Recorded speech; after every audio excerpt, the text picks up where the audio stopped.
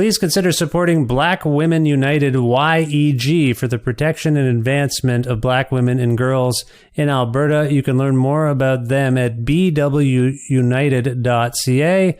They are always looking for donations and volunteers. So please, again, support Black Women United YEG for the protection and advancement of black women and girls in Alberta. Again, that website is bwunited.ca. Well, hey there, it's Zach, all the way from Chesapeake, Virginia. Creative Control happens to be my favorite podcast. I value Vish's insight and his ability to balance humor with in-depth conversation while occasionally dipping into serious topics. Regardless of whether I've heard of the guest or not, or however long Vish has known them, you really do get the feeling that the two of them have known each other for a long time, and I walk away from every episode feeling like I gained something. I think that's testament to how good of a journalist and conversationalist Vish is. He has a real skill of opening people up. I also enjoy the spicy and lighthearted ribbing Vish does with his guests from time to time. Oh, and while I have you, did you know that for just $6 you can subscribe to the Creative Control Patreon and get access to all kinds of bonus content? And for $10, Vish will mail you one of his t-shirts. And hey, that peachy shirt is pretty cool. Anyway, enjoy the episode and doot-doodle-oot-doo. Oh wait.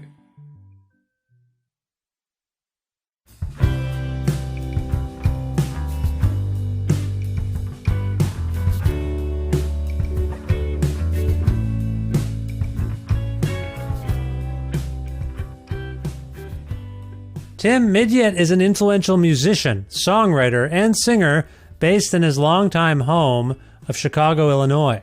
Renowned for his work in the band Silkworm between 1987 and 2005, Midyett has been making wondrous music in other projects, including Bottomless Pit, Deep Tunnel Project, and Mint Mile, among others.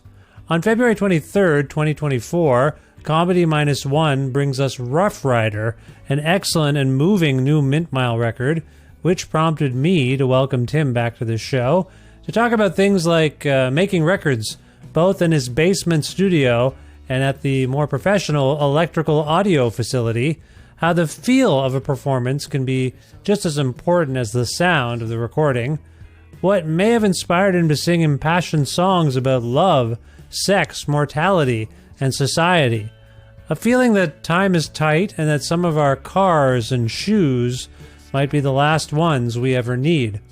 Eschewing social media one platform at a time, collaborating with great musicians including Joel R.L. Phelps and Nina Nastasia, conjuring Lou, Iggy, and Bowie, one fine day at Abbey Road, making new music, Silkworm reissue plans, touring, other future plans, and much more.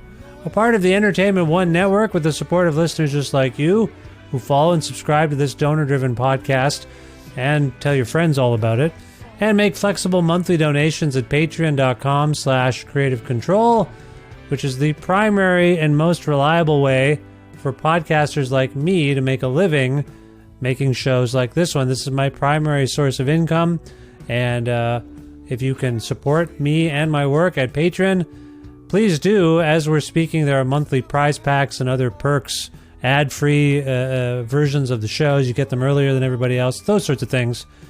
More to learn at patreon.com/creativecontrol, and thank you in advance for your support of me and this show. With additional support from Blackbird Music, great record store with locations in Edmonton and Calgary, Alberta, and also a pretty amazing website, blackbird.ca, which you can visit to order records and have them shipped directly to your house. Again, maybe you want to order the new Mint Mile record, Rough Rider. I would. It's amazing. I did, actually. And you can, too. Visit blackbird.ca for more information about how to do that. Plus, in-kind support from independent businesses like Pizza Trocadero, The Bookshelf, and Planet Bean Coffee in Guelph, Ontario, and Granddad's Donuts in Hamilton, Ontario. This is episode 840 of Creative Control, featuring the lovely and talented Tim Midyett from Mint Mile, with your host, me, Vish Khanna.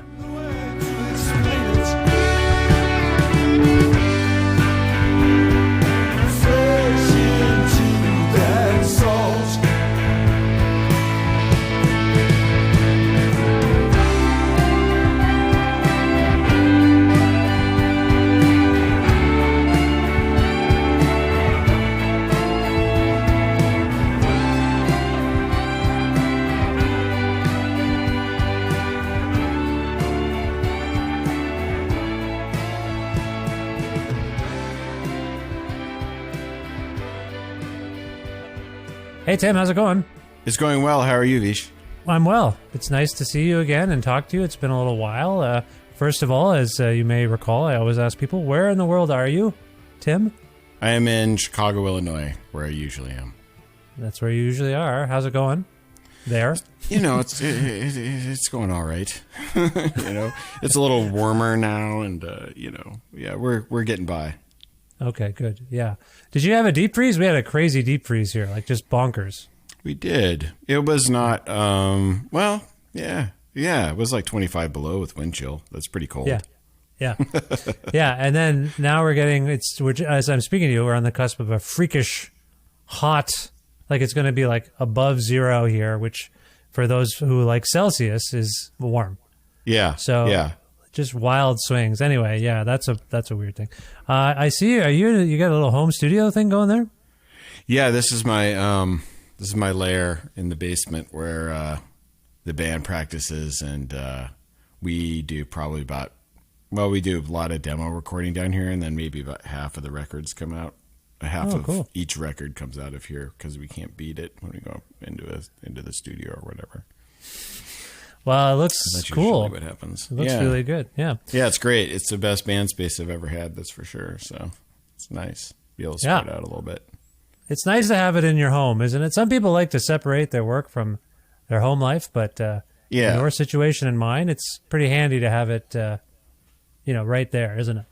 It is. It's nice for recording. Sometimes it's nice to go into the studio and have a little bit of time constraint, because we started practicing after the pandemic, after like a year and a half of not playing at all or really even seeing each other. And then we started just recording every practice, in case we got like the magic take of some new song. Yeah. And there's stuff on the record, our new record, that's like, the first time we ever played it and it just had the right feel or whatever. But, you can also dork around with stuff endlessly when you have a home studio. So that's kind of the drawback. You have to edit yourself and not just keep fiddling around with things for all time. I want to ask you about some of those impulsive performances you were just alluding to, I guess. So like the instinctual ones, the ones that happen quick.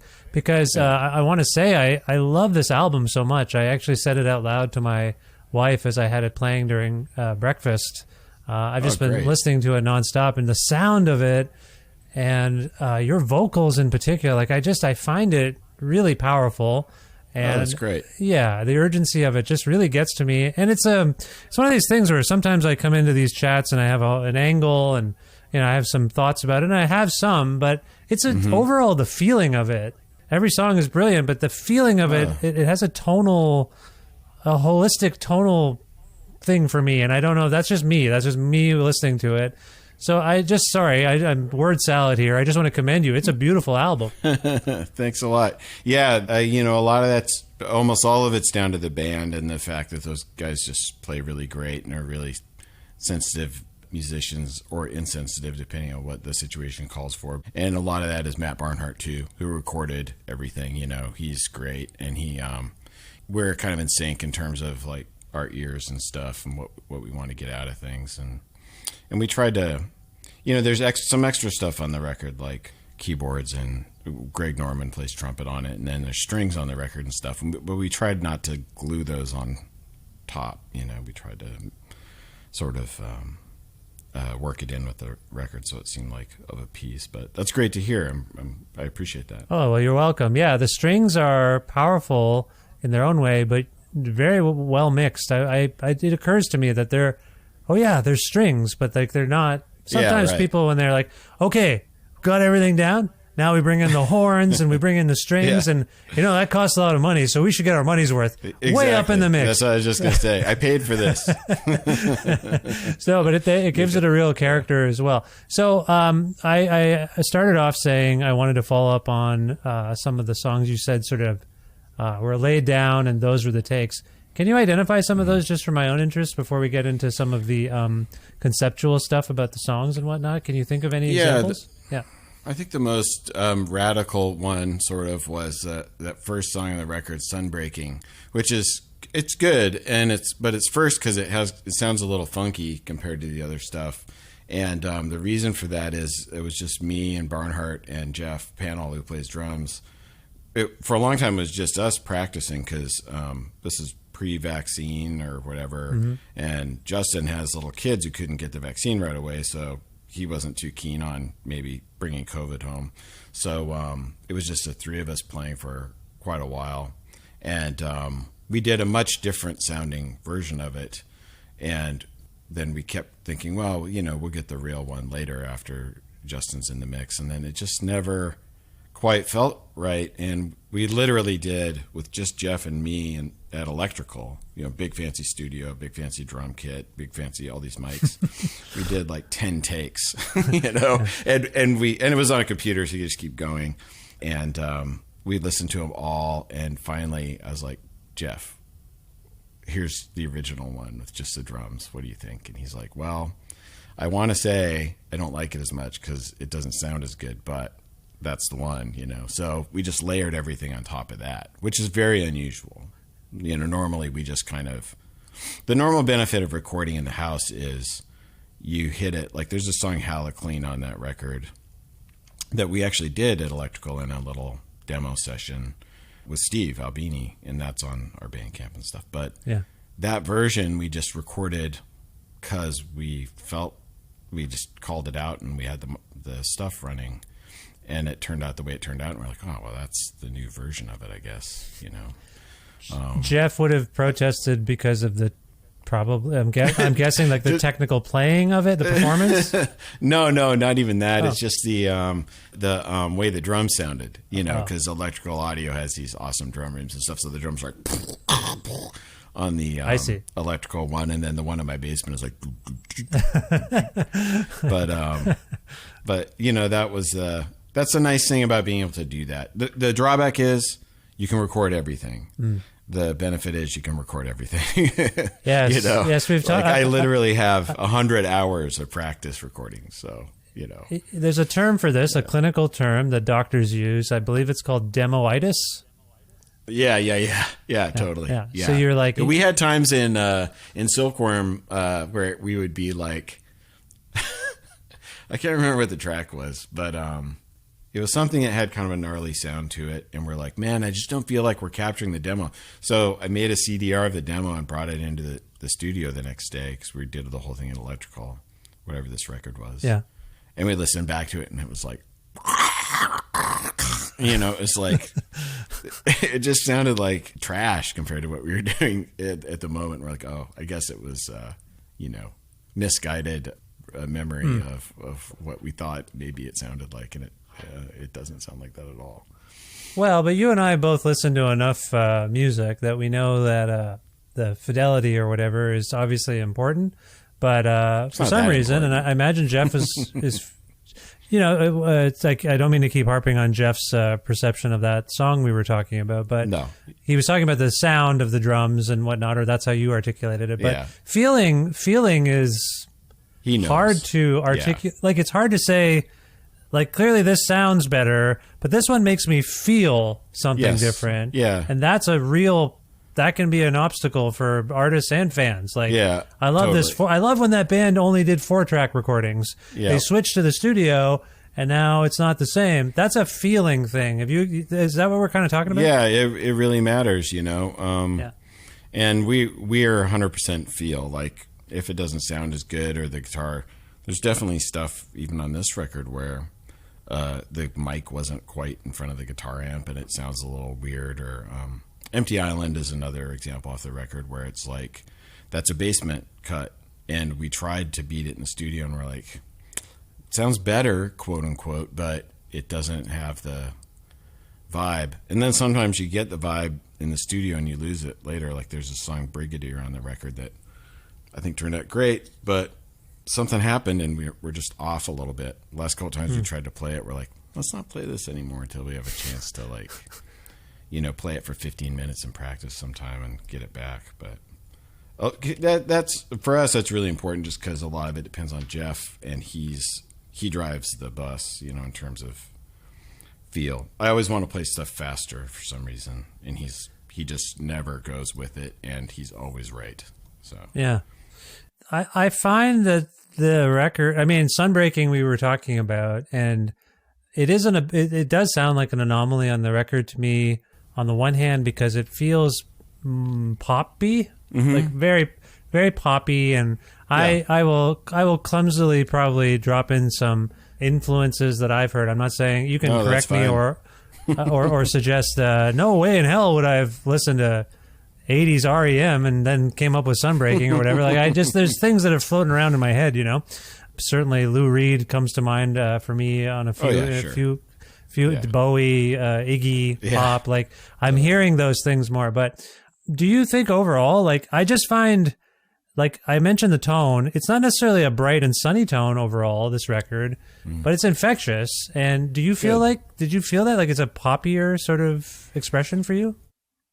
I feel like the last album was sort of more ruminative and a little bit grim or something. I mean, there are moments like that on it. This record seems sort of more like, I don't know, passionate, for lack of a better word, or something. Impassioned is a word I thought of, yeah. So I don't generally think of that stuff at all when we're doing things, but on some level, when you're curating something for an album, if you're going to contrast stuff, you do it thoughtfully. You don't want it to be too herky-jerky, and this record just seemed like it. These songs in particular, there's good stuff we left off the album because it just didn't have the right feel overall. It didn't contribute to it, So, yeah.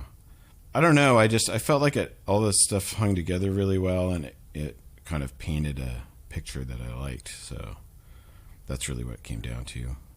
Well, your voice, I mentioned earlier, like I'm really drawn to your vocals. And there's some moments where I think, is it Brigadier, where it starts with you singing? And then the band kicks in?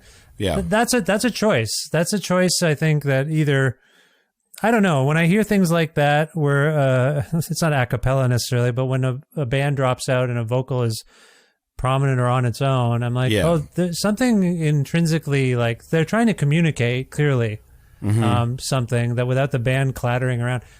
Do you, and as I go through these lyrics, like I hear the passion. It feels devotional in the sense that I feel like there's some love songs in here, but then there's carnality. Like it feels a little like I'm picturing bodies and these sorts of things.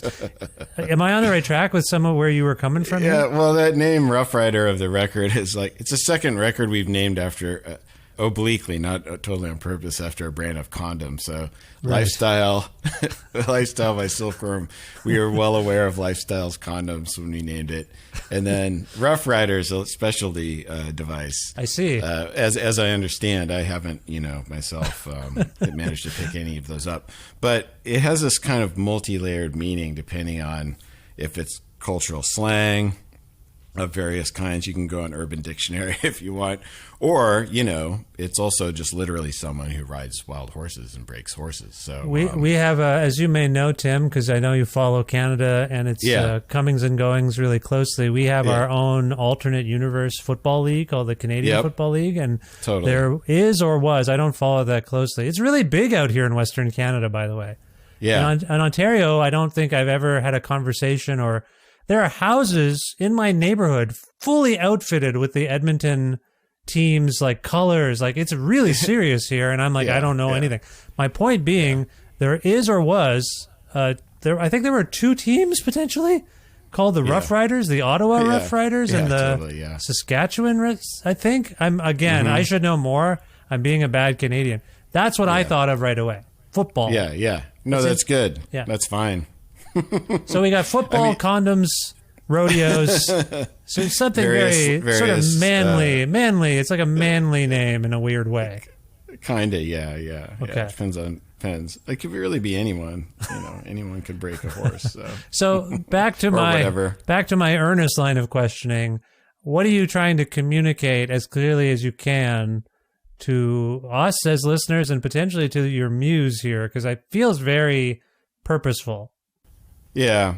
I mean, one of the things I'm aware of, and you can't let this get in your head if you're you can make good art and be like kind of overly self-critical, and you can definitely make bad art and be fearless. But I think if you really want to make something that's going to last for a long time, you have to be kind of fearless. So you have to go into stuff that might be uncomfortable to share with other people, and not cloak it too much, because if you, I'm not overly specific about stuff, but like all the things you're picking up on, that's all in there, you know? And I think a lot of it just has to do with getting older and realizing what matters in life is all you take with you, is experience. Well, you don't take it with you, but all you accumulate that's really valuable is just what you feel, and what you experience with other people generally. Yeah. And that includes all kinds of stuff, and sometimes it goes awry or sometimes it's sad or bad, but, in general, like the best things you come across in life are, moments of experience, whether it's eating something really amazing or sex or whatever it is. So. Yeah. And people always compare things to sex for a reason, because, that's like the one thing in life where you can, and that's really what Sunbreaking's about. It's about, you mentioned that song, you mentioned REM, there's that song Night Swimming. Yeah. Same title format. Cloud Busting by Kate Bush, same title format. And I wouldn't be surprised if the first song came after the latter song for a reason, I wouldn't be surprised if he took that title off her, because she's like the king or queen of essaying that kind of experiential thing, the importance of like physical love and stuff in your life. And it's a little bit different when Kate Bush does it than when, a 55-year-old guy from Chicago does it, I guess. But, I wanted to go ahead and get into that. It's not too oblique, I don't think, on that tune, but there's also a long part about how basically we're all going to die, and that's intertwined in the whole thing, Well, and I will say that I pick up on little bits of humor when you write about sex or express, Rough Rider, that's a double entendre. Yeah. And for me, it's like I say, I connected more with sports than condoms. But no, you should. It's all. Maybe I want it all to be in there. Yeah. I gotta. You know what? In general, I gotta get out more. I feel like that's why I have you on the line here, Tim, to push me out of my shells. But there's humor here. One of my favorite exclamations, and again, I'm just going to reference something here to make sure. Of course, I lost it on this computer full of stuff. There's a line here in Brigadier that made me chuckle. Mm-hmm. Get it on with limitations. That to me is a nice encapsulation of being horned up, but being older. And is that an incorrect interpretation? That song is sort of, it has all of that stuff in it. And then I wanted to kind of, the thing that inspired me to write that song actually was when the U.S. withdrew from Afghanistan, and there was this war correspondent guy, I won't name him because he's probably good at his job or whatever, but he was distraught. But my sense was he was distraught that he wasn't going to get to cover a war anymore, you know? And the whole industry of war entertainment has always been really fascinating and horrifying to me, because it's like the absolute worst thing we do to each other. And it's like this, like, it is like a sporting event, or whatever, the way that it gets covered. So I started writing it like that, about this guy who was just like, but then it morphed into, this physical relationship, like kind of sexual attraction or whatever, to sensual desire for war, for conflict, or for whatever. And then the song kind of spread out and became whatever it's about now. I don't really know. But I think it's about all that stuff. And Get It On with Limitations just came out one day, and I thought it was funny too. And well, for people who haven't heard it yet, it fits for everything. It fits for sex. It definitely fits for fighting. There's this game that we play about like all this shit happening in Gaza and stuff. There's rules. To war. Oh, well, they shouldn't be doing. Well, what do you mean they should be doing that, but they can do the rest of it? Yeah. Right. Okay. Yeah. So there's not. It's not simply a one-dimensional sex I think it album. Can be any. No. But maybe. But it's got a bunch of stuff in there, and I think that I think that we sublimate, not to get too, I don't know which, is this Jung or Freud? Probably Freud. I think we sublimate a lot of our urges and desires and put them into other things, you know. We put them watching into, sports, for example. Definitely football. Are you kidding? Like the recent sexualization of football has been really fascinating to me as someone who I don't really make a big deal about how much I watch. My kids are like, you're like my wife and my kids right now. You're like, why are you watching so much football? You don't like football. I'm like, I kind of do like NFL football. I'm sorry. Same. Like I know it's problematic and it's gross. There's lots of issues and the league sucks and all these things. Right. But there's something about the beauty of that game. And I mean, my son's thing is like, if you'd ever asked me to play football or whatever, or suggested it to me, I guess, so I don't know what the right word is, because he likes to play basketball. We bond over basketball.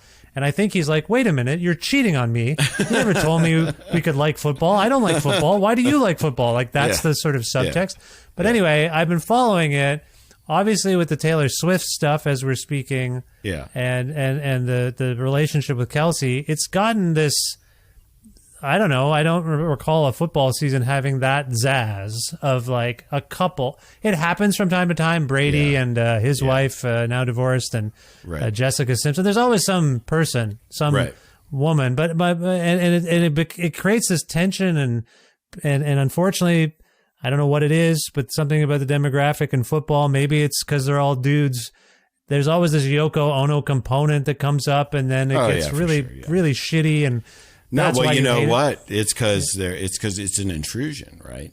Yeah. Like I have the same attraction to football, and there are a couple teams I follow. I follow the Packers. I follow the Steelers. You know, fairly rapidly. But you know, do I think it's a good idea? You know, to football in general, like given what it does to people when they play it. I can't really defend it, you know. It's like fireworks or something like that, I guess. It's indefensible. I can't defend it. I can't defend. It's like fireworks or cigars or Steely Dan or whatever. Like I can't come up with a defense, and I don't care to defend it. It just is what it is. And there's something about it that gets you, you know. Yeah. It's weird because I think for dudes it's a sublimated thing where it's like it's almost like a carnal kind of outlet, you know, where it's that's what I was getting at. Yeah. It's like, physical. These guys and smashing into each other. You don't have to read too much into it, you know, to get. No, it's very, very physical. It's tellingly one of the few sports that is North American based. I mean, Canada and America. Do people play football anywhere else? I don't think so.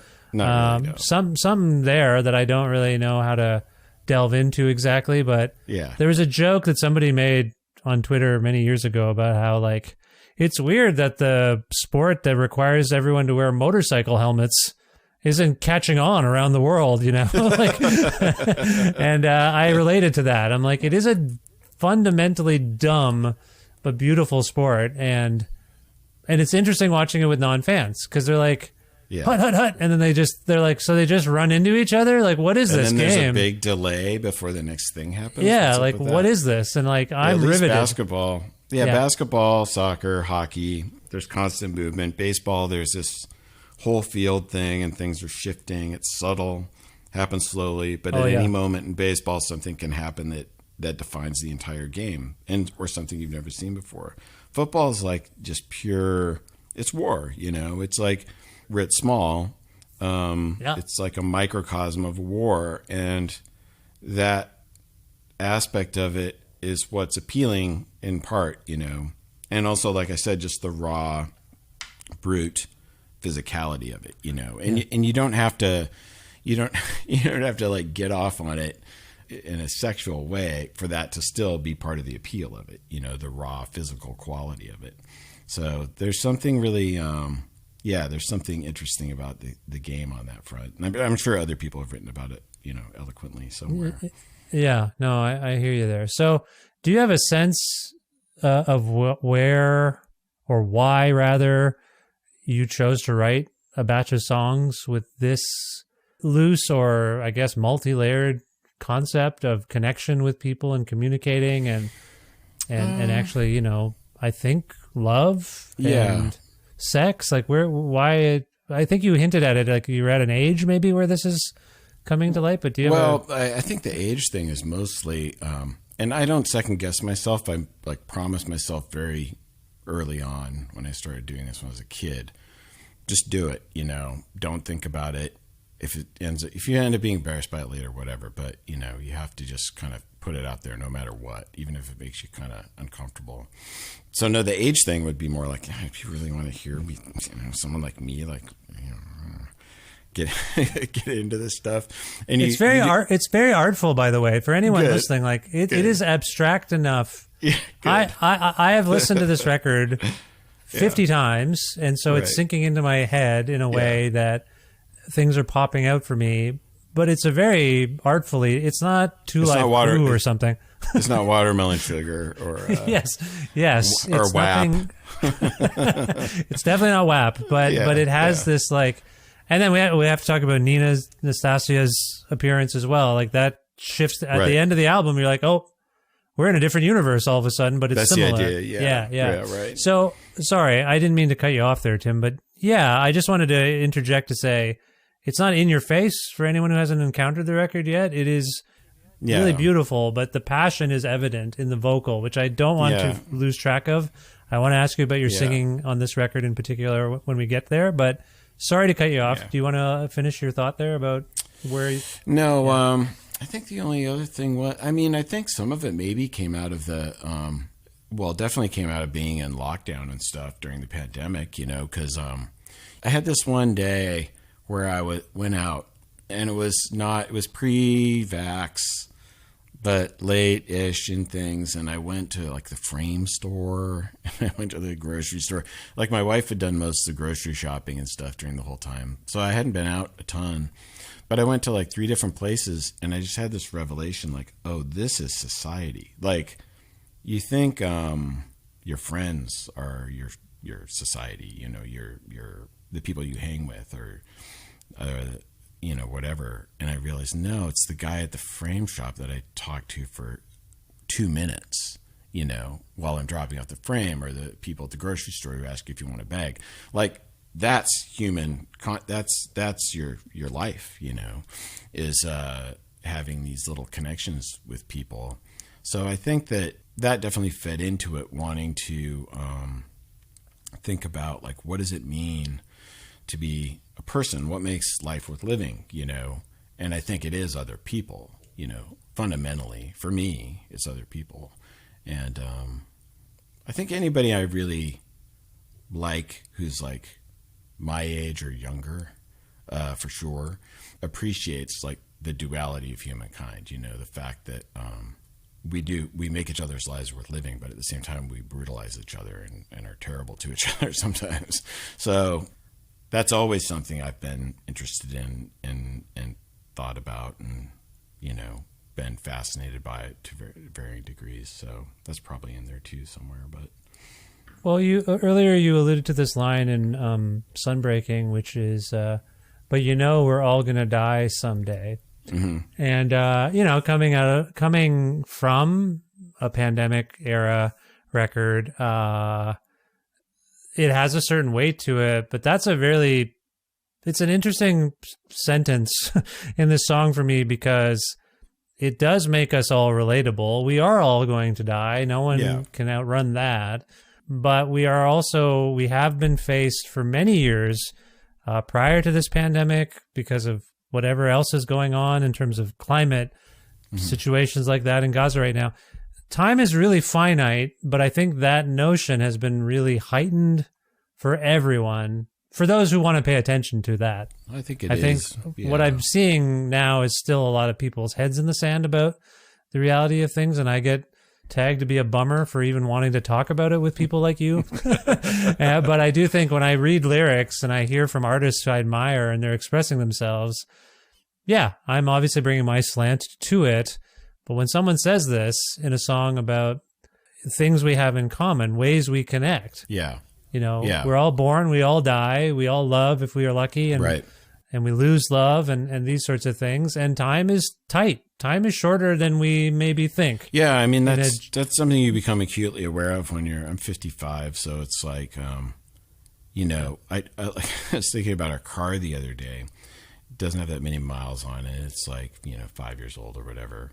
And I'm like, Yeah. oh, this one I could probably ride this car out till, I don't know This when. car might outlive me. Did you have that thought? This car might outlive me. I don't think it'll outlive me, but I've done stuff like looked at my shoes and been like, yeah, but I'm pretty set. I think you're looking at things like this could be the last pair of shoes I'm like, I own. I'm like, I think I could run this collection of shoes out to the end. I mean, Wow. my Blundstones aren't going to wear out before I die, probably. That's true. They're hardy shoes. Yeah, That's true. yeah. So it's something that you do. The funny thing is, like looking back on it, we started writing, like certainly Joel Phelps and Silkworm was writing about sex and death in like 1985, when we were Sure. kids. Yeah. And we all did that because those are two of the big topics of all time, of course. And you just gravitate towards that because you think about stuff like that. But a lot of that writing, I think, was actually pretty good. It was pretty on target. It was pretty trenchant, like having lost a lot of people since then and having had a lot of, a lot of years under our belts in other ways. I think it was pretty accurate, So I think that the pandemic had a lot to do with it, just being at this point in my life and having the perspective I have on that stuff really matters. And you also go through a period, most of us, in middle age where you work a lot, all the time. And that seems like the most important thing in the world to you. And then at a certain point, you're like, I don't think I'm really going to remember this. No, deeply at the end. Not like I don't need to do it to make money and have a life, but have the life that I want, not be penny pinching. But I don't think. But you're probably going to remember making Rough Rider more than the work assignment. I'm going to remember playing in this band a lot more vividly. Yeah. And there's a lot of other stuff that I'll remember a lot more vividly too, because that stuff really mattered. And I think that's what a lot of the record is about that. It's about what is it in life that captures you completely, so that you're not distracted. You're not trying to do more than one thing at a time. You're lost in something.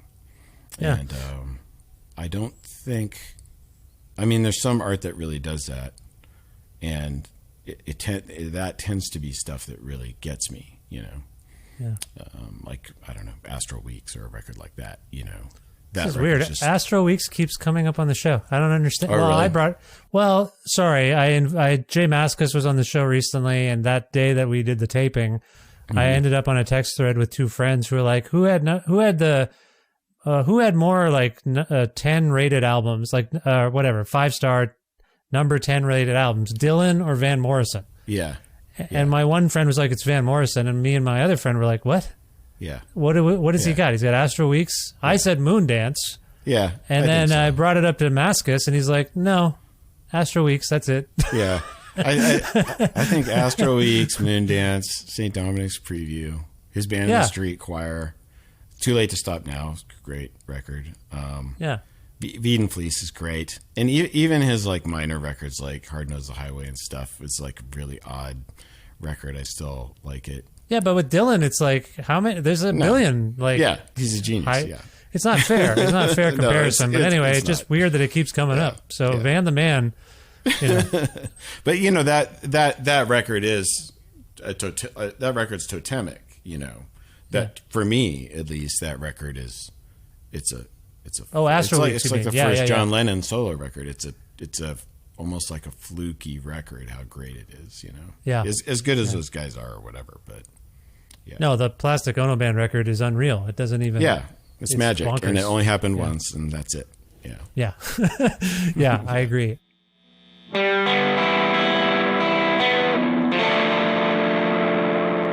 Hey, thanks for listening to Creative Control, as always. As you may have heard me mention, I recently lost my day job, and I've had a few conversations with people since who've said, you had a day job? I thought your podcast was your day job.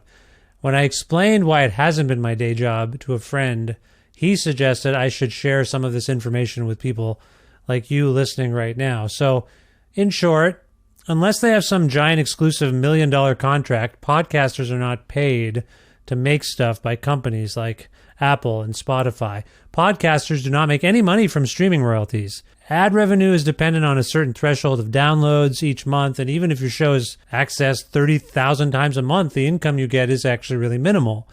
So podcasters like me usually make time in our lives to support our communities and our interests to make these shows, and our most reliable source of income for this work is, in fact, crowdfunding. In my case, it's my Patreon. So if you'd like to receive ad-free episodes earlier than everyone else, regular newsletters and blog posts, bonus audio content, and support my work, quite literally, please visit patreon.com/creativecontrol today.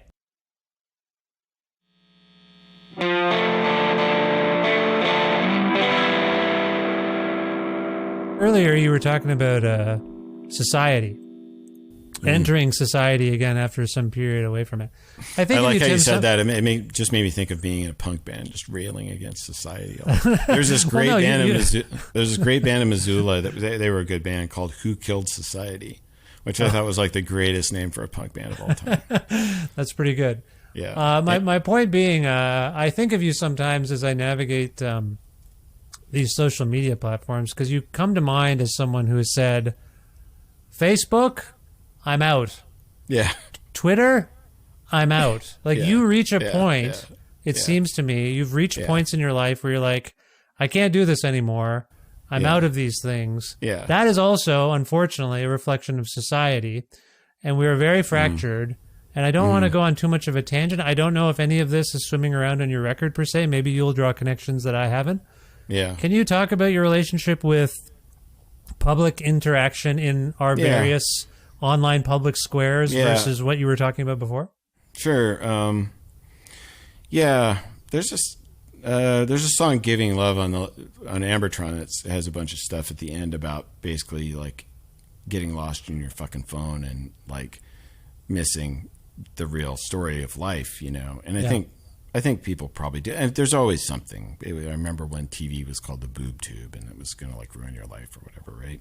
Yeah. So we haven't learned how to use the internet yet. I don't think, probably, but there's this weird inflection point where this shit seems fun and stuff for a while, and then you just realize you're being co-opted, you know, and that's part of it, you know. Facebook is psyops, you know. That's what it is. I mean, 100%. And even I still use Instagram, which is a little more benign because it tends to invite less bloviating about things, but it's usually just pictures of, you know, cats or whatever. But it's the same thing fundamentally. And Twitter, certainly, you know, it's an experiment, and you're the experiment.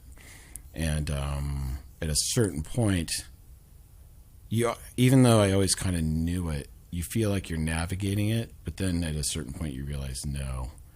And even if I am navigating it, there's not enough here to do. I've even found that with this new, like this Blue Sky thing that I'm on, that Blue Sky. Yeah, me too. App. And it's fine. When it started, it was pretty good. Now I feel like it's just people bitching about stuff like constantly. I think everyone, a bunch of us on the new things are mad we had to be on the new things. Maybe, yeah. But it's also people just getting upset about this stuff that's kind of niche, like, or even if it's meaningful, like, why isn't Biden talking about this or that? Or there was one the other day, I was like, I haven't even seen this movie, but I can already tell it's bad because blah, blah, blah. And then a bunch of people weigh in about why it must be bad. No one's seen it, you know? Yeah. So, it's a time suck and whatnot. I still am clinging to the notion that in terms of people I follow and information I gather, there's a bit more of I don't mean to make myself sound lofty in this because I'm not that bright, right. But I feel like there's an intellectual aspect to Twitter in particular. Like, you really have to be mindful of all the bullshit now, but they're the people that I think are legitimate people and providing legitimate information, right, are still really valuable to me in an age where I don't, like, look at the coverage of Gaza or the pandemic. Like, you don't get they ignore it. Yeah. I feel like in your country there was recently a protest with like 400,000 people. Not one outlet covering it. Not one outlet covering the protest, demanding a ceasefire. And that's insane. Like, not even a bit. Like, by the way, these people are in Washington or whatever. Like, nothing. Just ignoring it because it's too complicated for, or whatever. I don't even, that's bullshit. They have their agendas. My point is, Twitter still feels, and I think it's because it's curated in such a way for me, more than Blue Sky or whatever, Threads, all these things. Yeah.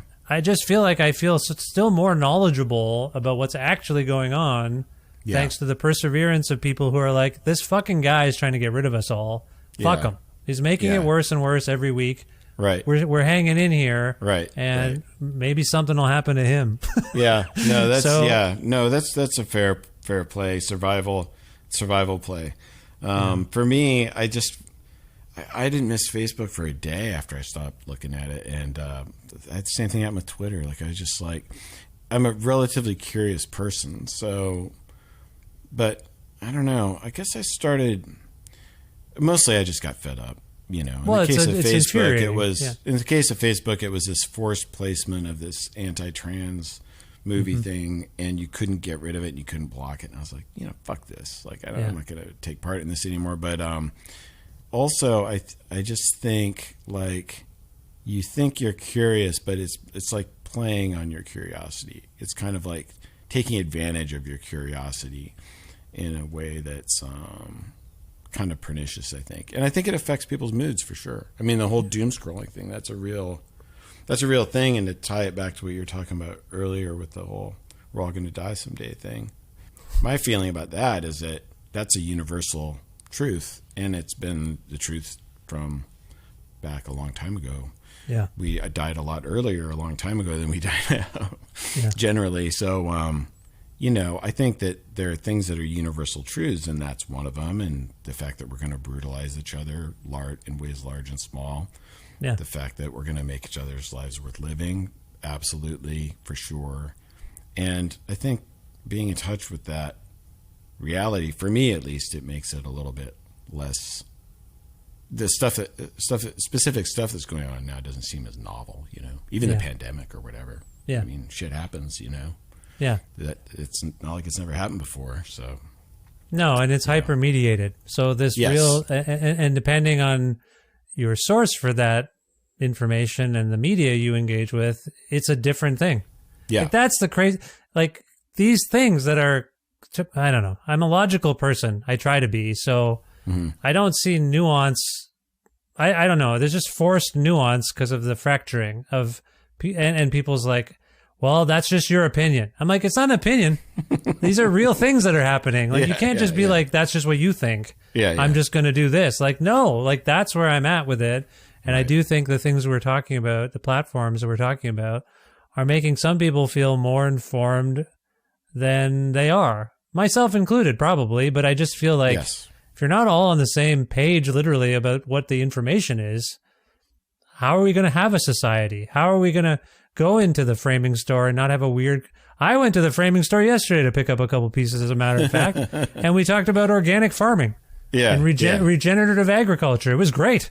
I didn't know these guys. I didn't know the couple that run the store would talk to me about that. I just wanted to pick up my pictures. Yeah. I guess one of the things that's interesting to me about the whole Twitter, Facebook, whatever thing is that there are books out there in the world, and they're pretty long, most of them. They're like 100 some, 200, 300, 400, 800 pages or whatever. And you can read that thing over the span of time and accumulate knowledge as you're reading it. And in the end, there's a conclusion, and you have, whether or not you remember everything in it or not, you've had the experience of like delving into something and exploring it and being guided through it, right? Yeah. And the whole bite-size deal is no replacement for it. Like, and it's not a replacement. Scale that down to news articles. If you read a long-form news article about some EPA disaster in in rural America or whatever, there's a lot of suffering and a lot of detail and a lot of fighting and trying to make things better and stuff, that you get a real you actually have some idea what it feels like and what's at stake for people. And then if you read a soundbite or you watch a 30-second video of it, it's just not the same deal. And it's not like I'm doing some kind of huge amount of research or whatever. I just think that there's like a... That's interesting. It's a cheaper experience, you know what I mean? It demands almost nothing of you to take part. There's no narrative arc to doom scrolling, I guess is what you're saying. No. There's no like structured outline of like an act structure basically. A news article has a very organized flow to it, a beginning, middle, end kind of thing. Whereas you're right, the other most of the media we tend or some people consume, there's no resolution to it. You could literally doom scroll for the rest of your life. Yeah. It's not just the rest of the day. You would never end. It's endless. Yeah. So it's a maw. Yeah. That's a really interesting point that I hadn't thought exactly. of. So it's a maw. That's a great way to put it. Yeah. It is. Yeah. I want to get back to this record in the time we have because we haven't talked about Nina. We haven't talked about Joel. I want to get to those inclusions. I will say in a perfunctory way, Joel's horns are amazing, and I can't wait to talk about that. They stick out and carry these songs. I asked you earlier about your vocal approach. I alluded to some influences that I hear. Sure. And I wonder if, in an overarching sense, do you feel like you've distinguished yourself as a vocalist on this record compared to maybe other works you've done? You know, I definitely... there were a couple songs where I'm like, oh, I got to step my shit up here a little bit. Like, especially those two songs Joel played on, because the horn is so closely related to a voice. And I can tell the whole story about how I got Joel to play on the record if you want. We can talk about that, absolutely. And I don't mean to cut you off. Whatever you want to talk about, obviously. But I keep saying I want to ask you about your singing, and I don't do it. It was his playing was so great on those songs. I was like, what I'm doing was okay. But now I have to try to compete, you know, because otherwise it's just gonna be like burp, burp, burp, burp, burp. And then there's this like massive, 8 saxophone thing that comes in and does what I was trying to do better than I was doing it. So I felt pushed by that, and that was really good. I think I did feel like, I don't know, I feel like I'm getting better at that stuff, at singing. In the old days, we would just crap it out in like one take, and that's what you had to live with for the rest of your life. And, that was fine.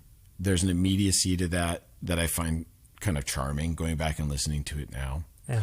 But I don't think now, I don't feel like I belabor it. I just have to it's all about feel, like I was talking about before. Like, I do most of it. I sing into this mic here through everything I'm going through now with audio. And I just do it in the basement until I get it, Or if I do it at electrical, it's usually 1 or 2 takes because it sounds great in there, and I've got it worked out because I did that work down here to figure it out. But for me, a lot of it's phrasing. Yeah, it's not a purely technical exercise. Things have to happen at the right spot so they don't stomp on the drums and they get through. The words get through. And you mentioned Lou Reed, like. He if you listen to the way he did some of those Velvet Underground songs later in his career, he would kind of destroy them sometimes. But he was sort of, to my mind, but he was trying to do something else with it. He wasn't just following the same old roadmap. In general, though, he was a genius at getting it to work.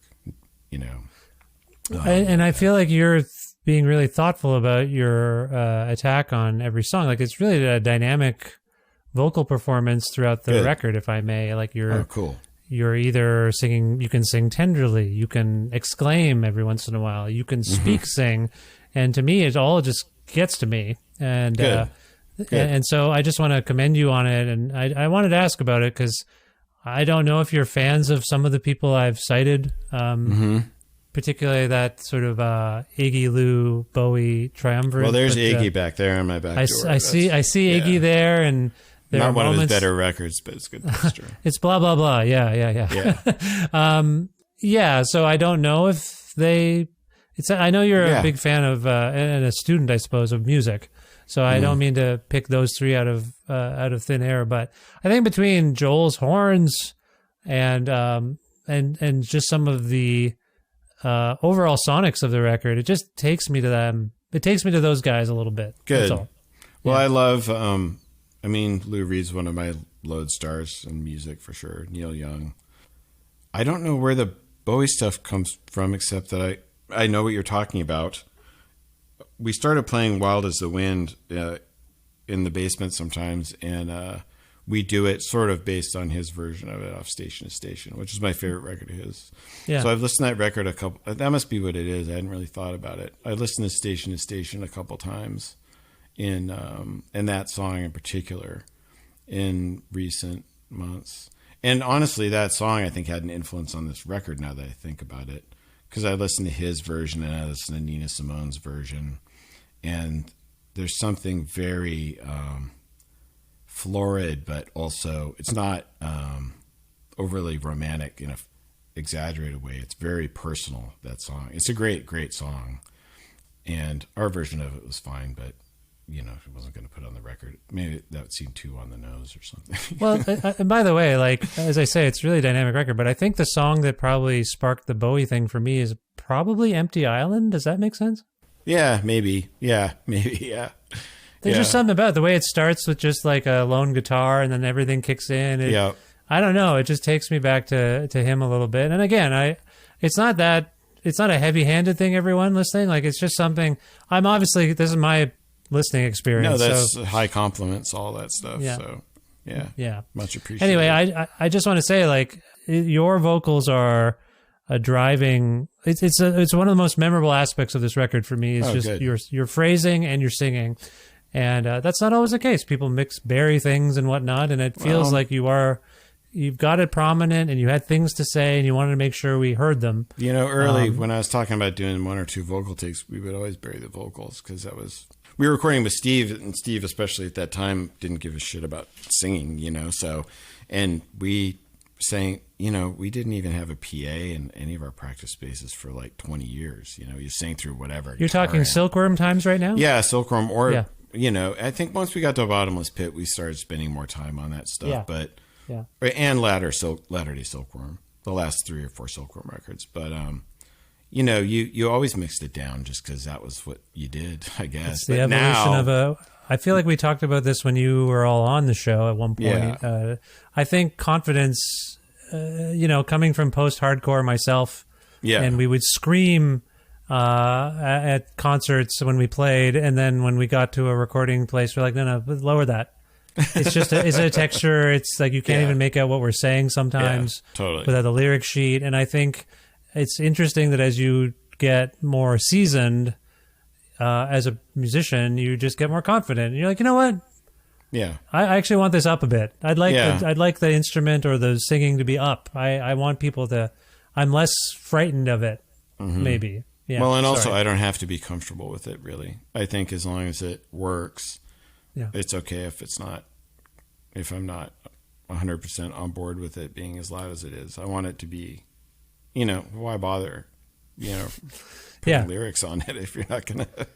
No, and that's it. Like, I love your lyrics too. I maybe didn't get into that as much, but we've hinted at a couple of things. So I'm glad everything's prominent in the mix, and they really do carry the songs forward in so many ways. I do want to ask about Joel, who I alluded to, and then Nita's inclusion as well.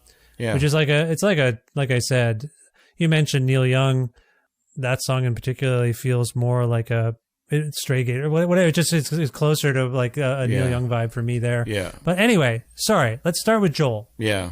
This is a monumental thing for those of us who follow Silkworm. Yeah. Talk about having him on the record.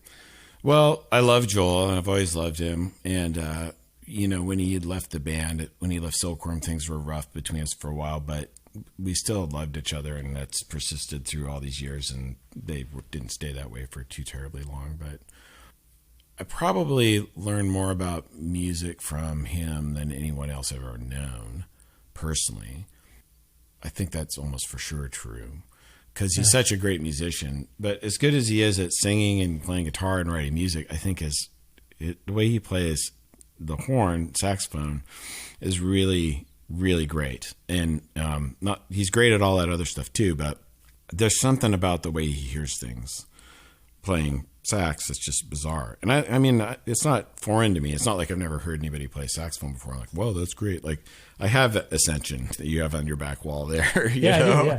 I have John Coltrane, everyone. Just for those who can't see what Tim's referring to, I have 40 John Coltrane records and that many Ornette records and that many, Andrew Hill records or whatever, Monk or whatever. So I know about all that stuff. Yeah. And I've listened to all those guys, but there's something about the way he does it that's really special. So we had that song Haloclean on the record, and that's more Roxy than Bowie, I think, in the terms of the sound of it. But so I'm like, well, it needs a horn. It needs like that Andy McKay kind of oboe thing or something in it. And no one around here jumped to mind. So I'm like, I wonder if Joel would play on it. So I told him that and that song Scent on the record, which Greg had already put trumpet on. I was like, both those could use horns. And I was like, I kind of want this one to be sort of a heavy metal version of Tusk or something. It's like Scent is, I'm sorry, and no pun intended, I think it's a centerpiece of the record. Yeah, it's great. And a lot of it's due to Joel. But I just sent him the songs, and he's like, oh, well, I haven't really played. This is all via email. He's like, I haven't really played in 10 years or something. So but yeah, I always want to hear what you're doing. So I sent him the songs, and then I didn't hear from him for like a month and a half. In the meantime, we're puttering around with the record and stuff, and then he sends me these recordings, and it's just him playing over the MP3s, and it's fucking great. I'm like, great, can you send me these can you send me the tracks, like I'm recording my voice right now separately. Did you do that? Oh no, these are just this is just, I just wanted you to hear kind of what I was hearing. And I was like, well, can you actually do it then? Because it sounds to me like you already did it. And he's like, oh, okay, well, yeah. And then he would send me things that were like, if I use this mic, do you think it would work? I'm like, it's not going to matter. It's going to sound great, but yeah, that would work. And then he'd be like, oh, I did the whole thing, but the fan was on or whatever. I'm like, it doesn't matter. Just, we record in the basement. There's HVAC sounds on everything. Yeah. No. So then a couple more months go by, and I'm like, whatever. I don't know if I'll get it or not, because Joel wasn't playing much music, and he's still not, I don't think, at the moment. It's a little bit elusive and enigmatic still, yeah. Yeah. So he's like a healthy version of Skip Spence or something, But but then he sends me these tracks, and it's just mind-blowing, the stuff that he'd done. And I cried a little bit, and then I told him, like, this is beautiful, man. I can't believe you did this. Yeah. And he sent me the broken down tracks and stuff, and then we started working on folding it into the song. And that song Scent in particular just changed the entire song. The thing on Haloclean is it's all surprising. Yeah. But the stuff on Haloclean is the effect that I thought it would have. It's this sort of like Roxy, Psychedelic Furs kind of like use of the horn sound. But he just he transformed that other song. Like, the other song was cool, but it was so much dronier before. And then he like layered it in, and I don't even know what it is now, Yeah, no, it's beautiful. Yeah. It's, again, this is also the product of having a record that's really thoughtfully mixed. Yeah. I think that's some of the things we're talking about. It's not simply the choice, like the instrumental choices, it's where they land. Yeah. And how they affect the mood and tone of the record. So, and that song was not, there's a lot going on. That's just it. But I feel like I'm getting a clarity and a definition of every instrument, but it's not, it's just beautifully mixed, if I may. So, no, that's lovely. Like I say, I think those of us who know your trajectory and relationship with Joel and are wondering what he's up to sometimes, like, it's great. Mm-hmm. It's just beautiful.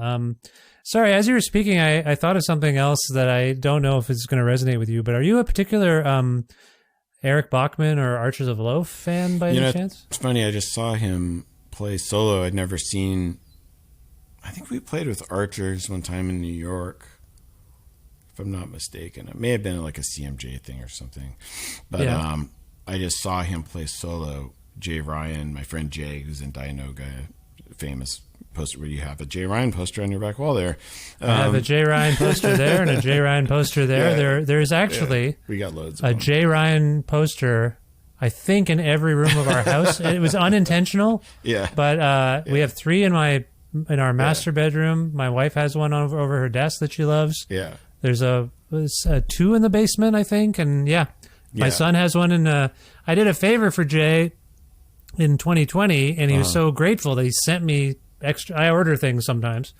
So my son, one of the things he sent was like a Tony Hawk skateboard poster, so anyway, that's hanging in my.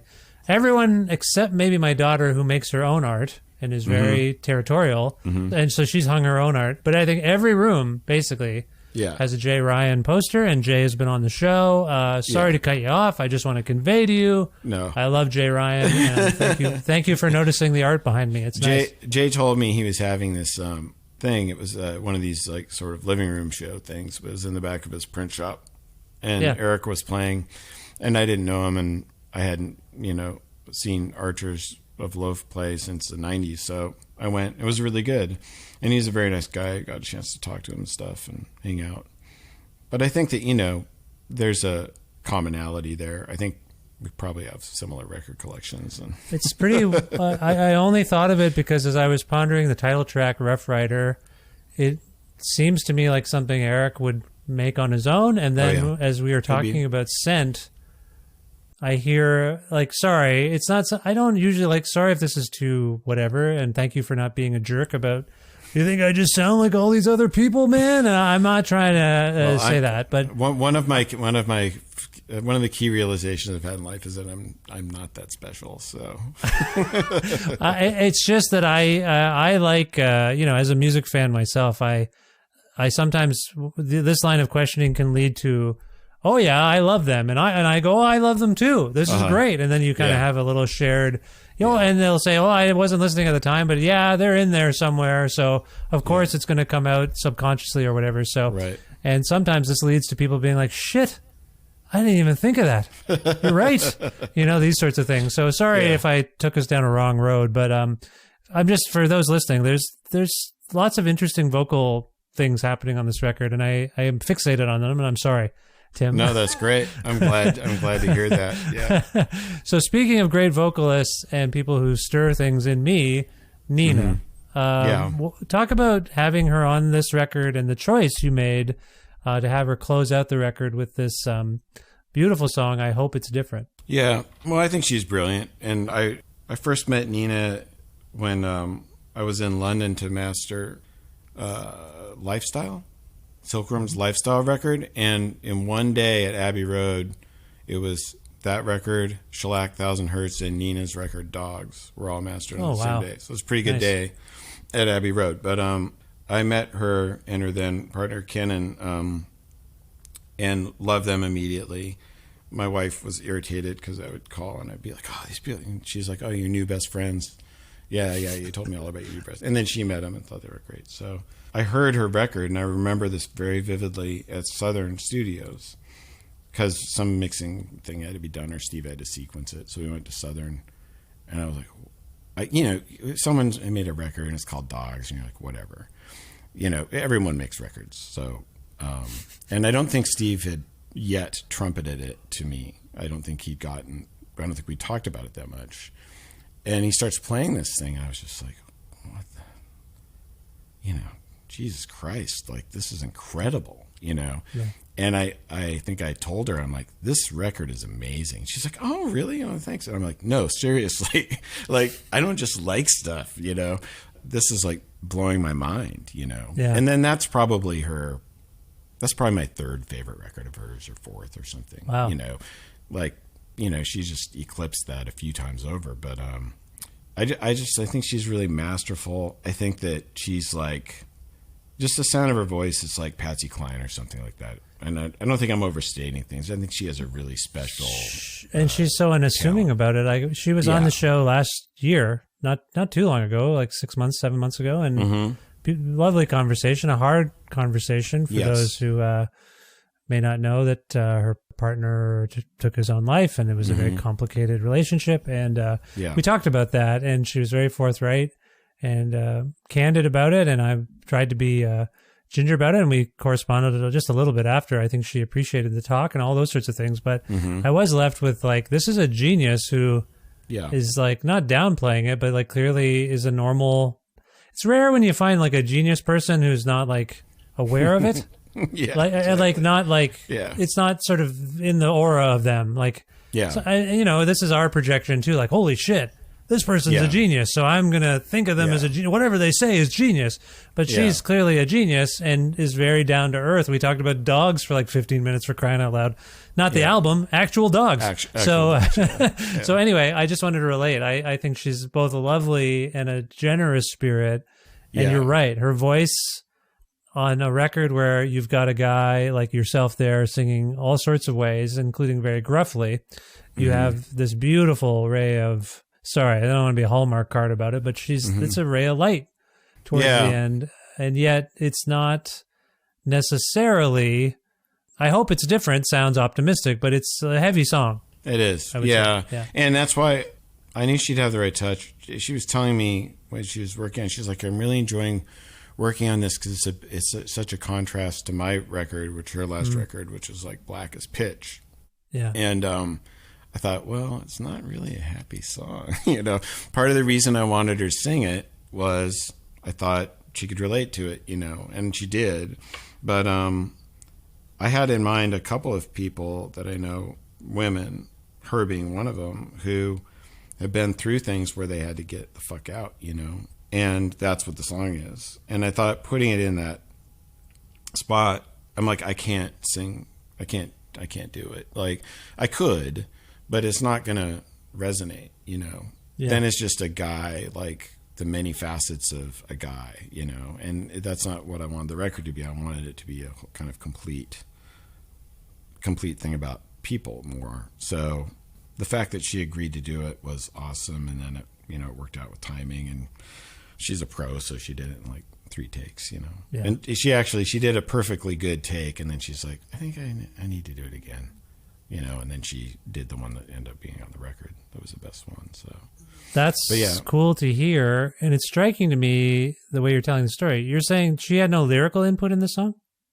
No, I sort of, I don't want to overstate it because a lot of different things go into whatever inspires these songs and stuff, but she was definitely on my mind, on in some way when I wrote it. And I've never told her that because she doesn't need to, have that, be thinking about that. I definitely wasn't going to tell her it before she went in to sing it because she needs to just bring to it whatever she wants to bring to it, But it was clearly she tuned into it, completely. It's striking that this seemed, based on my conversation with her, based on the last album, this has continuity. Yeah. I think so too. Yeah. And it's her kind of it's a kind of song she would write. Yes. Yeah. And I knew that on some level. It's basically just kind of a country blues, like there's a Fleetwood Mac song, Jumping at Shadows, and it's sort of like that song in my mind. But I knew it'd be great if I could get her to do it, and I knew she would want to do it. And fortunately, the timing worked out, and she was able to come to the studio and knock it out. Well, like I say, like I said earlier, rather, it is Nina, but I also think of Neil Young and Ben Keith, and I think of the sound that they would draw out of each other for like a tender song like this one. So, and a lot of that is the string arrangement on that is particularly great. It's Susan Voles, who plays with Poi Dog Pondering and stuff here, and Allison Chesley, who plays music on her own, is Helen Money. It's really, I love both of them. And Allison plays with us a bit now, but and then that arrangement, and then also Justin Brown, who plays steel guitar and guitar in the band. He's a very he's like Joel when it comes to the steel. Like he just hears it differently than most people. Yeah. And the stuff that he played, that together with the strings on that, I kept cutting my guitar part down the more we played it. And then eventually I'm going to try to Steve Cropper it a little bit here in the background, but I'm not going to step up to the front at all, because there's enough with the other, people, and the drumming's really great on it. So the whole record is, like I say, it's one of my favorites. And that's awesome. I just want to congratulate you again. It's remarkable. I can't say enough about it. And I know there's only limited copies, so I'm going to order one right after we're done. I think there's 600 copies. Is that right? Yeah. I mean, I imagine we would make more. We'll make more if we need to at some point. Okay. But the last one sold out, so We'll I know. That's why I'm already worried, because the Comedy Minus One website will do a great thing where they'll be like, only 200 left, only 206 left. It's not even vague. It's like they've got a counter every time someone orders one. So I alluded. So yes, obviously the record is out via Comedy Minus One. As we're speaking. As Tim and I are speaking, rather, the record is not out yet. It's going to be out on February 23rd, I believe. Tim, I want to ask you, you alluded to Instagram there earlier. I want to ask you a couple of things. One, obviously, where can people go to learn more about you and Mintmile and anything else you want to allude to now? And then future plans. I usually wrap this up by asking if you've got new songs you're working on. There seem to be some Silkworm archival releases that come out sporadically. Yeah. Anything forthcoming in 2024 that you want to talk about? And then also, as I say, where can people go to learn more about your comings and goings? Can you do both of those things for me? Sure. Right as far as our comings and goings, I don't know. We haven't played since early July, which is strange. But we've been working on new stuff, and we have a whole record ready to go, basically. We'll probably get that done. We're going to try to record it by the end of April. So there's a whole nother album's worth of stuff ready kind of to do there. And really, if people followed me on Instagram, just under my name, Midyett Tim, I think it is. Or there is a band Instagram, and every now and then I'll put something on there. But I'm more reliable than... I've thought about just giving up on the band one, honestly. Because I'm just pretty lame about it. But the Comedy Minus One website is good, or Bandcamp. John Solomon at the label maintains the Bandcamp and does a good job with that. But what was the other thing? No, that was it. Where can people go? Oh, and what are you doing? Future. Yeah. Well, So Silkworm, there's Developer is going to come out at some point, which was the second record we made for Matador, and then after that, Firewater will come out, which was the first record we made with Matador. So those will be on the way. I play in a band called Deep Tunnel Project with John Moore and Mike Greenlease from Tar, and this guy Jeff Dean. He's a really great guitar player, punk rock guitar player that he's in a bunch of bands. But that record will be out next month too, and that's a really good album. And then we'll get this next Mintmile one out. Like I alluded to earlier, I'm not getting any younger, so. It's like Werner Herzog used to take years and years to make movies, and now he just craps them out like every 6 months. And someone asked him about it, and he's like, well, I've got too many backed up. Like, there's no way I'm going to get through them all. I have to cut corners. Like, I can't. I can't. So I don't think I'm quite at the cutting corners stage yet. So I will not be releasing the iPhone demos as a finished album yet. Right. But maybe in a few years we'll get to that point. And any other road work for you? I know you play with other people. I'm hoping that we will be playing some shows. I hate booking shows. I really hate it. Yeah. So, last summer we got this deal playing a bunch of shows with the Mountain Goats. That was great. I do contact the clubs sometimes to book stuff. I just have to get my shit together and do it. Yeah. One of the problems with me is I love practicing. Like for me, practicing is like, it's my favorite thing about being in a band, practically. Yeah. So that is good because it's very easy to practice. Usually, all you got to do is get the band together. Yeah. But in terms of us getting things together to play in front of people, sometimes it's a little, involved or seems involved to me. Yeah. But I did play a bunch with Sun, the band Sun, in 2019.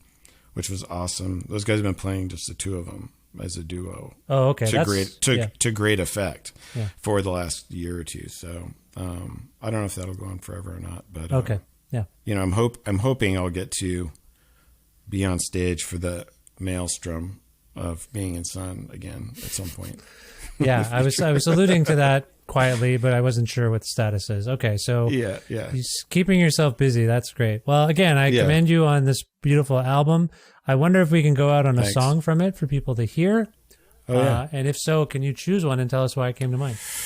Oh, gosh. Well, yeah, that's kind of tough, right? There's all sorts of different songs on it. Mm-hmm. There's a song on the record called Interpretive Overlook that is pretty bare bones song, but there's something about it that I really like. And there's a little bit of Perfect Day in there. Absolutely. The song Perfect Day, but not quite as produced as Perfect Day. And it definitely has Lou's vocal inflection and stuff in it. I like that song a lot. It's kind of, I don't know, maybe not everybody's pick. Or you could play Halloween, which I think is, you get the Joel Phelps experience a little bit. I'm happy to play where did we land on? Interpretive Overlook? Was that the first thing you said? Yeah.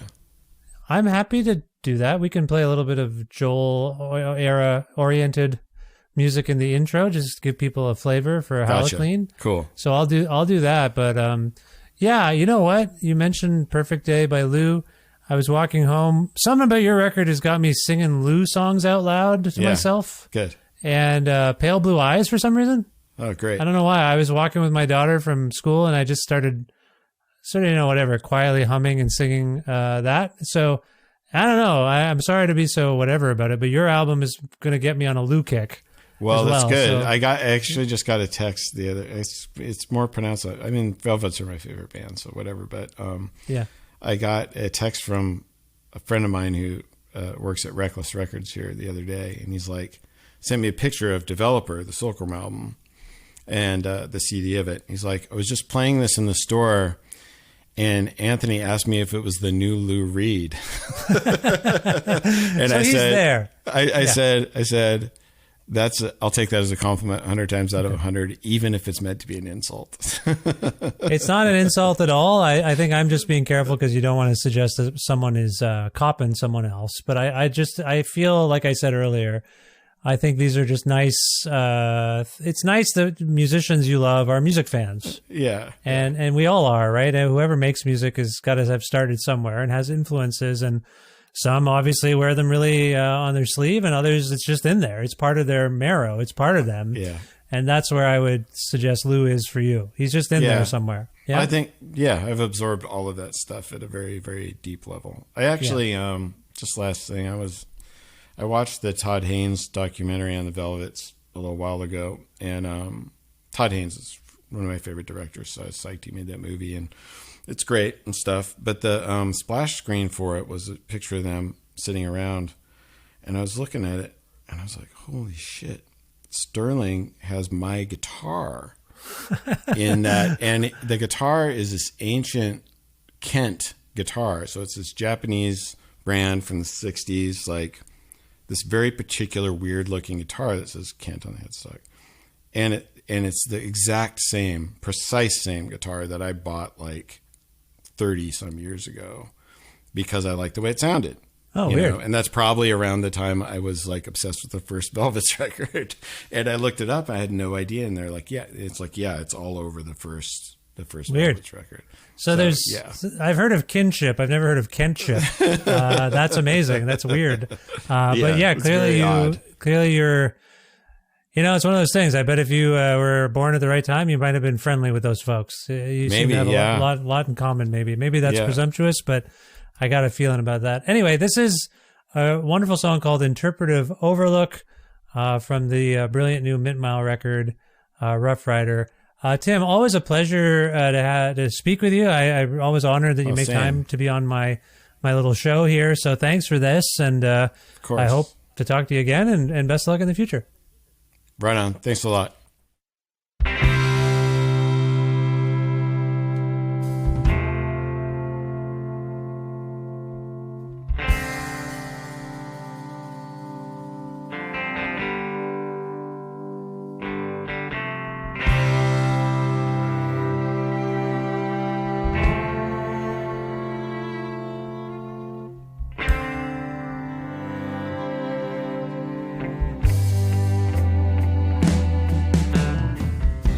Interpretive overlook, 9 pipes.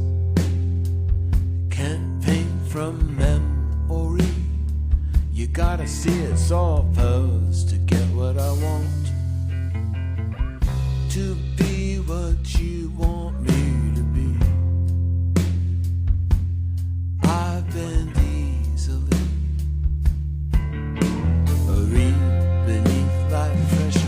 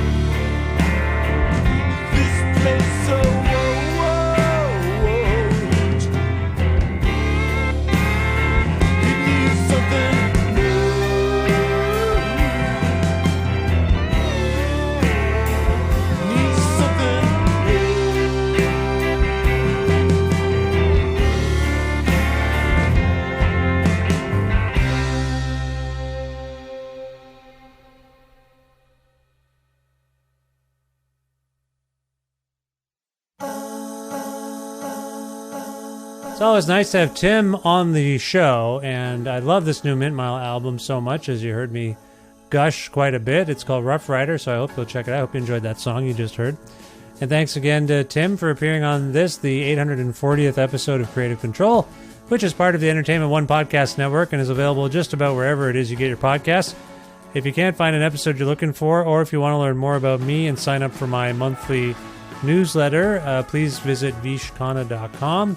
Also, since I've got your attention, if you don't mind, I don't normally ask for these things anymore, but there's some chicanery, monkey business, hooliganism going on as I'm speaking to you with like the Apple podcast chart, and I don't know my show's usually on there, and it's just that people will find it, maybe. I don't know who's looking at these charts, but I also find it a little sus.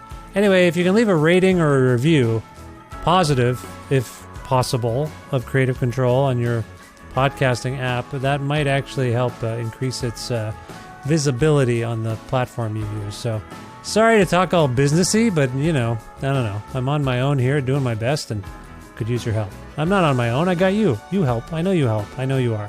You are always helping. Thank you.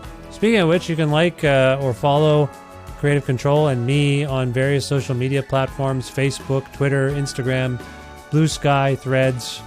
I'm not out yet. There's a link that says follow Vish online. Just click on that and you can figure out where to follow me. Also, please, it's very important if you can, visit patreon.com/creative control. Make a flexible monthly donation to keep this podcast going. That is the primary source of income in my life right now. I don't have another job. And there's perks at almost every tier at this point. At the $4 tier a month, you get ad-free episodes, and you get them earlier than everybody else. At the $6 tier, you get bonus content. And then at the $10 tier, you enter, you get all of that stuff, plus you enter the monthly draw thing.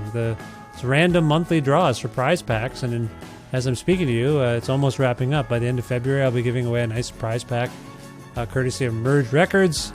And if you want to learn about all those things and honest-to-goodness support me and my work and my life, please do so at patreon.com/creative control. Thank you so much. I also want to thank the fine Alberta record store Blackbird Music, bricks and mortar locations in Edmonton and Calgary, Alberta, but you can learn more about them at blackbird.ca. Also want to thank independent businesses like Pizza Trocadero, The Bookshelf, and Planet Bean Coffee in Guelph, Ontario, and Granddad's Donuts in Hamilton, Ontario for their in-kind support for this show. Thanks to Jim Guthrie for lending me music that you hear on the show. You can learn more about Jim at jimguthrie.org. And finally, thank you for listening to this episode with Tim from Mint Mile. I hope you'll check out that new album and subscribe to this podcast and tell all your friends all about it. And who knows, if dreams come true, maybe John Solomon from Comedy Minus One and I will enjoy a slice of Pizza Trocadero in Guelph someday. It's destiny. Anyway, I'll talk to you very soon. Bye for now.